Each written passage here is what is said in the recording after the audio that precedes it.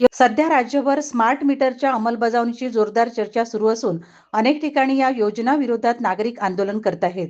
अशातच यवतमाळच्या आर्णी तालुक्यातील बोरगाव येथे स्मार्ट मीटर बाबत धक्कादायक प्रकार समोर आलाय.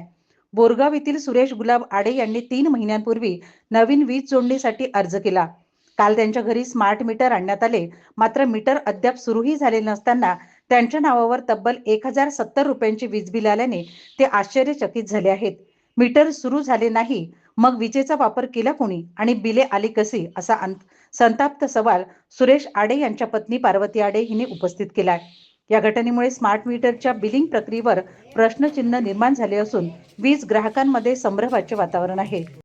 आम्ही नाही का कुडमातीचा घर आहे आमचं, ते मीटर नाही का 3 महिने झाले भरून अर्ज का आम्ही, तो हे नाही का आता मीटर याला संग तो बिल याला त्याचा संग आम्हाला कुडमातीच रोज मजुरी आहो आम्ही. बिल किती आला? 1070 रुपये. मीटर चालू झाला?